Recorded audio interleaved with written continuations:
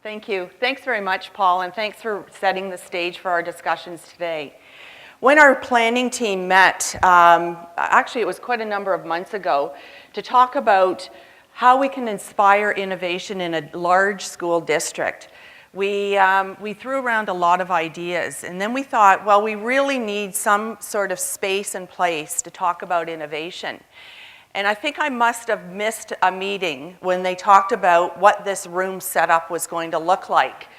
And I thought, okay, that's okay. It's a little bit risky. And then they said, well, you're doing an opening presentation, and you're going to be right in the middle. And I thought, okay, that's all right. And then when I walked in and saw the room set up, I thought, whoa, I'm out of my comfort zone too. So if you feel a little uncomfortable right now, I'm feeling a little bit more uncomfortable. But that's okay, because that's what innovation is all about taking those risks and doing something different. And that's what we want to do within Thames Valley, is to inspire everyone within our organization. And it doesn't matter what position you hold, what you do within a school community, if you're our parent, as a supporter, and most importantly, our students, because we want to hear about the student voice.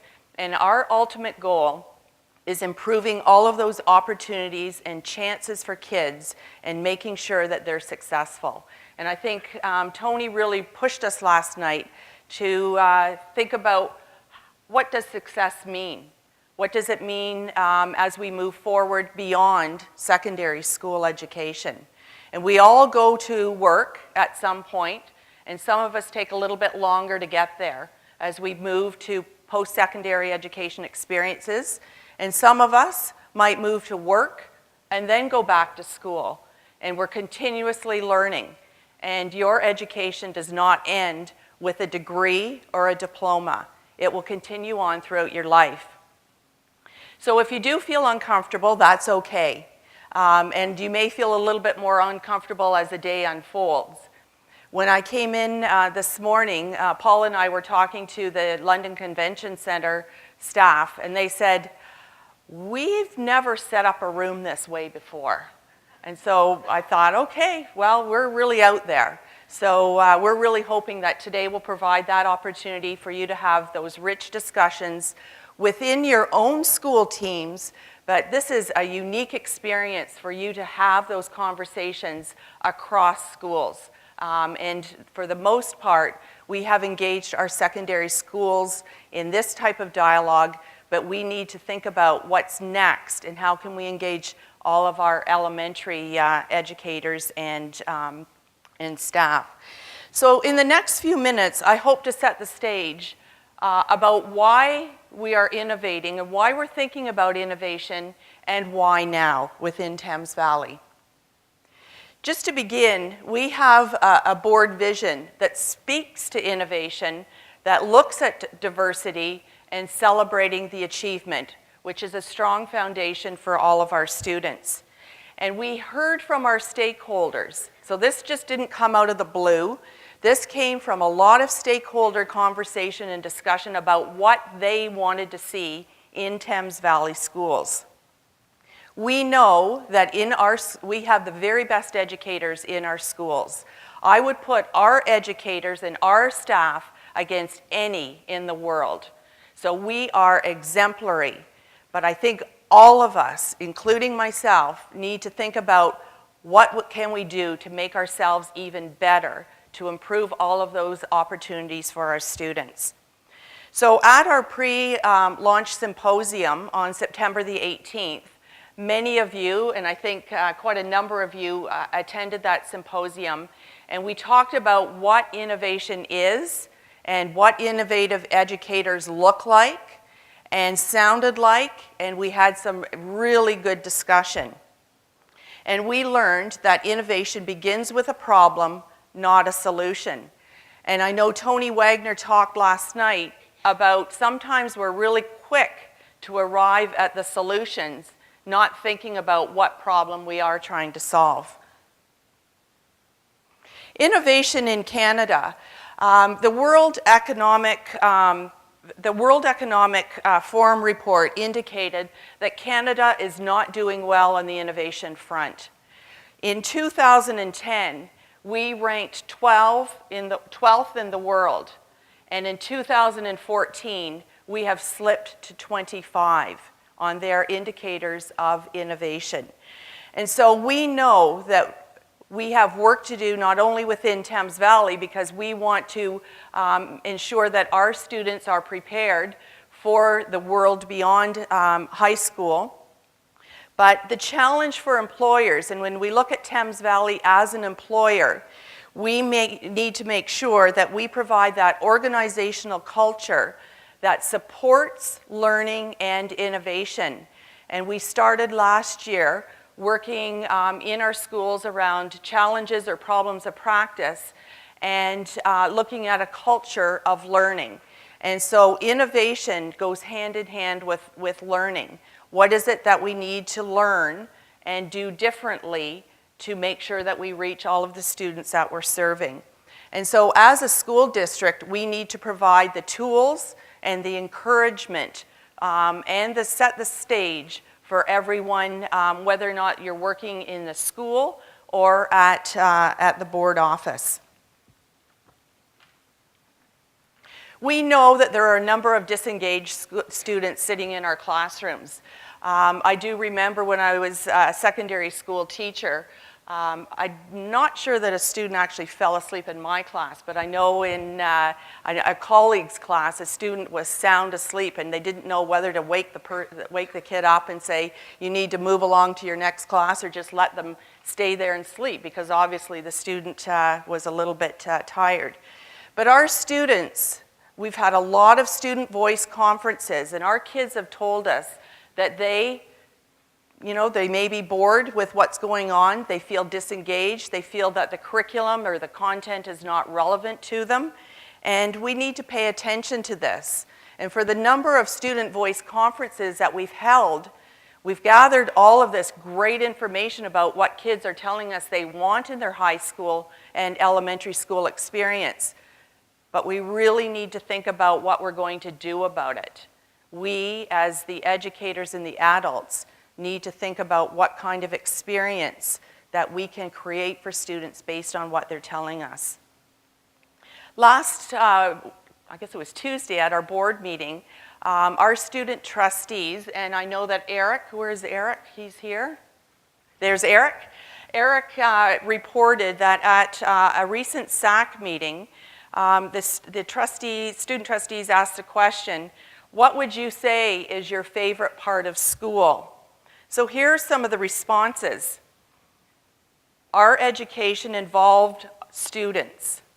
There was something for everyone at the school. Student and teacher relationships were strong.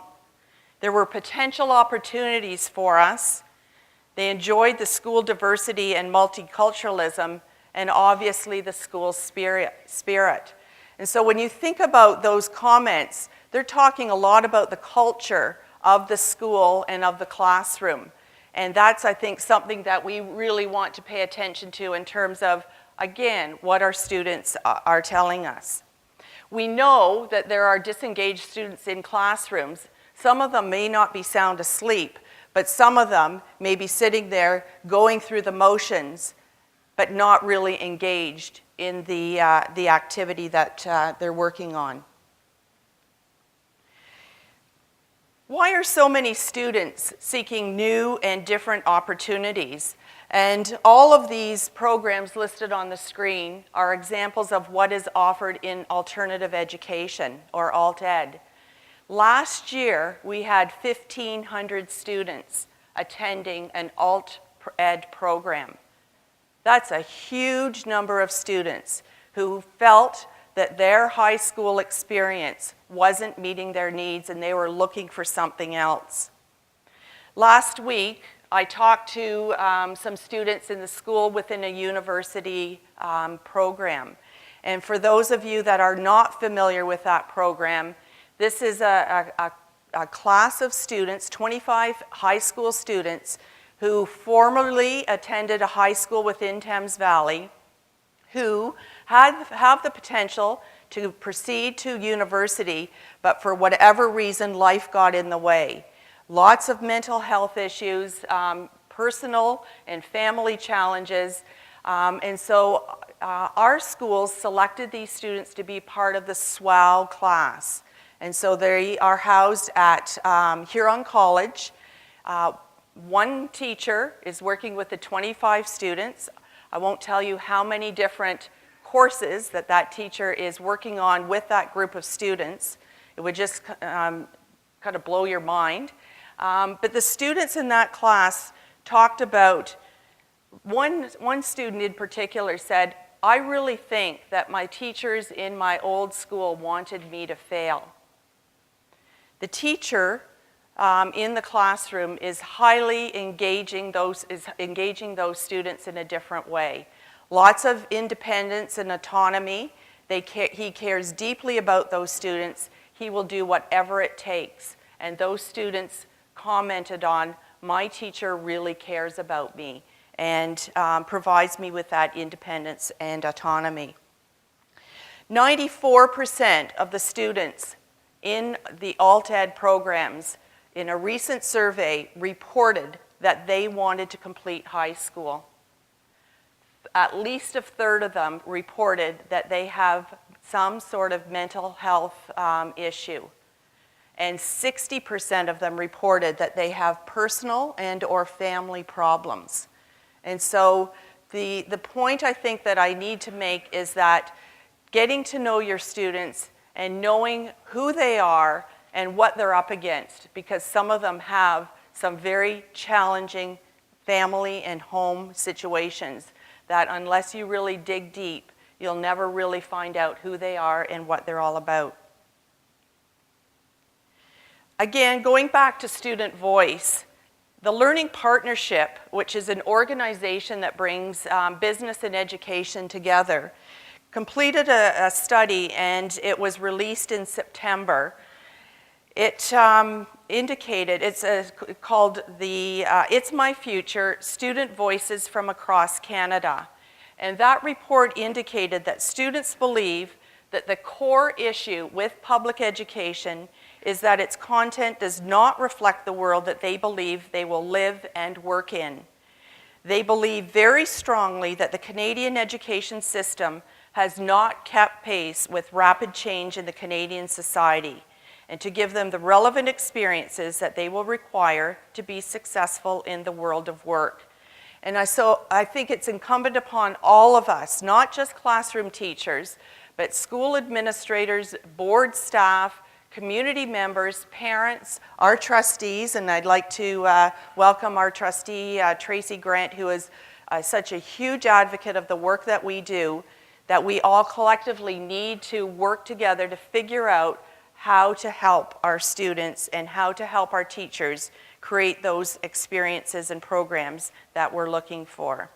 And so I hope that the discussions today will inspire you to think about new possibilities in your school.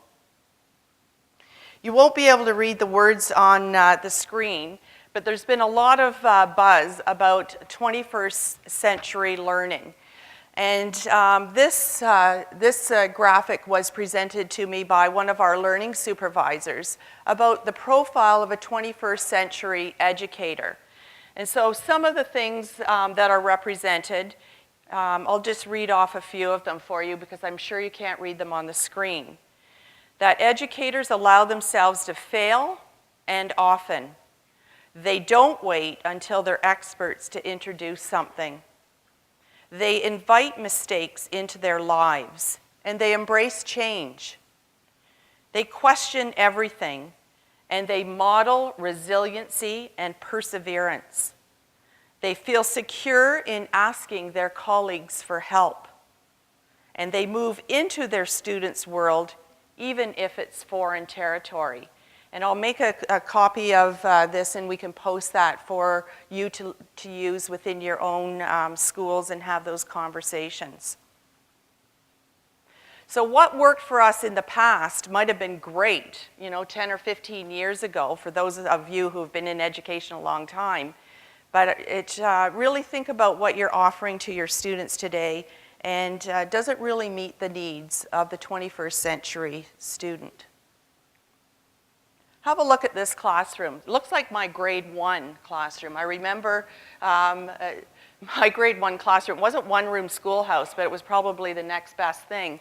The desks were bolted to the floor. And look at today's classroom. Is there really much change?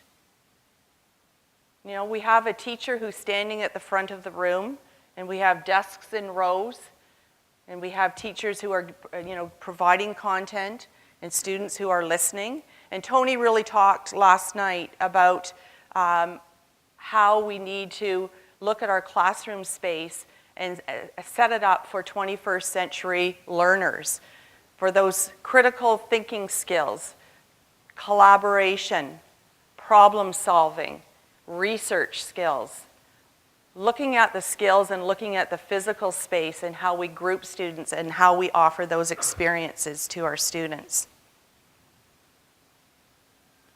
I really like this quote, and it really speaks to me in terms of, have I learned this century? And last night after Tony Wagner spoke, I would just say all the young people who are on Twitter said that Twitter was alive and buzzing, and that's something that I need to work on myself.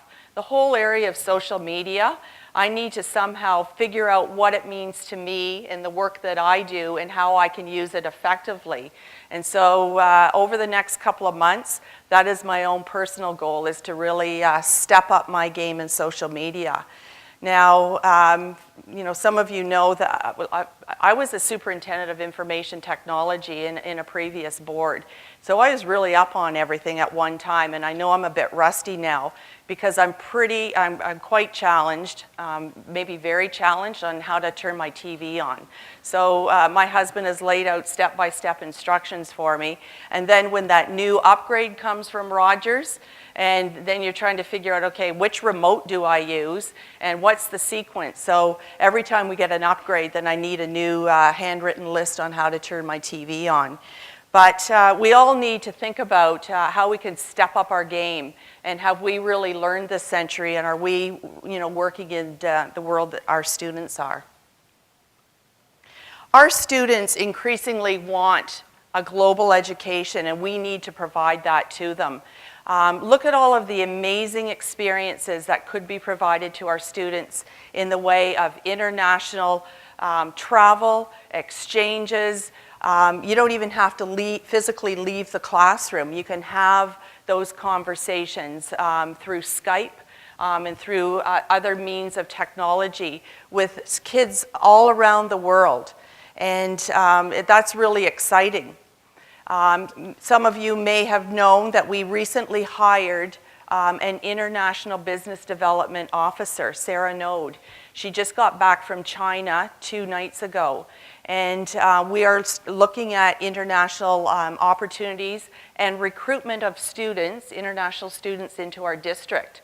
And through no effort on our part, we currently have 125 students who are coming to us from various countries around the world. 100 secondary and 25 elementary students. We didn't even know it until we went to our business department and asked them, how many visa students do we have? And so Sarah has been on a mission recruiting students to come into our schools, as they will provide some rich experiences and an element of diversity and that international experience for our own students within Thames Valley. But there are lots of possibilities out there for our kids. And I see some teachers nodding as they take kids on different trips and experiences, and the opportunities are endless. I've also had the opportunity to participate in some international experiences about, I think it was 4 summers ago, through Ontario Principals Council. I did an international exchange to Australia. So I spent 2 weeks with a superintendent in Australia, went and visited all of his schools, and then a couple of months later, he came back and stayed with me, my husband and I, in our home, and he went to my meetings, and that was an amazing opportunity for me to learn from a superintendent in another district around the world.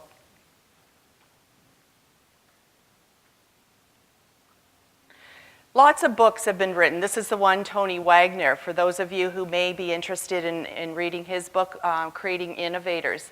But there are lots out there in terms of change and change theory, innovation, and it's not just the books that you read, it's the people that you can talk to.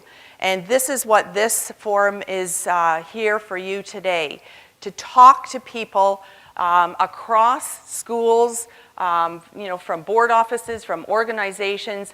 We have a speaker series today where you'll hear from people in other organizations who have done some innovative work within their organization or created an organization in one instance, and you'll be able to talk to them and learn from them about some of the barriers and challenges that were presented to them. And there are many. And, if you were to ask, say, how can I do this in my own classroom or my own school? I've got this, I don't have money, I don't have, principal support, I don't have colleague support, but you need that resiliency and the perseverance to keep it going. Wanted to speak a little bit about what's happening in Thames Valley schools. And I'm not going to belabor this point, but it's worth mentioning. Our facilities and planning department created a secondary planning document. We, in Thames Valley, lost 1,000 students from last year to this year in declining enrollment. And it's not because of the programs we are or are not offering. It is a provincial phenomena. It is happening in most districts in Ontario, with the exception of a couple in the Greater Toronto area. But we have low birth rates and low immigration rates. And that's 1,000 students would be a high school that we lost last year.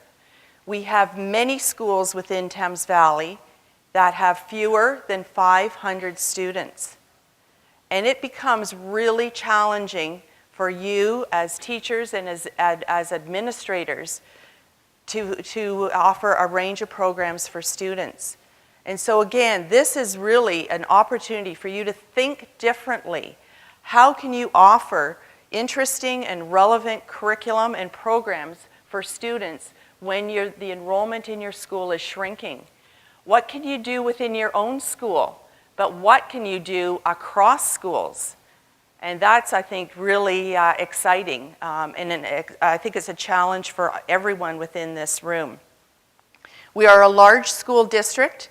And this, declining enrollment is not just about small schools in urban areas, it's about small schools in rural areas. So we're not immune. It's not just exclusively happening in Middlesex County or Elgin or Oxford. It's happening within the City of London as well. And so, again, talk to others across schools to see what possibilities exist. When we look at innovations, just on the left-hand side, about 2.5% of the population would be considered innovators. Another 13.5% would be the early adopters. And I think many of the people in this room, because we asked our principals, bring all of your innovators. And we didn't say you have to bring teachers, you have to bring students. We said bring a range of people and the people who you think would be the innovators. And so while we know we can't just have a world full of innovators, we need some people who are actually the doers and people who will challenge the thinking of the innovators to make an even stronger case for change. And then we have, as you go to the early majority, late majority, and then you have the laggards. And when you look at any kind of innovation, when I look back to how do I turn on my TV, and then people even talking about television shows, I have no idea what they're talking about because I can barely even turn on my TV. So it's, I would say I'm a kind of a laggard in some of the areas of technology, and I need to bump up my own game.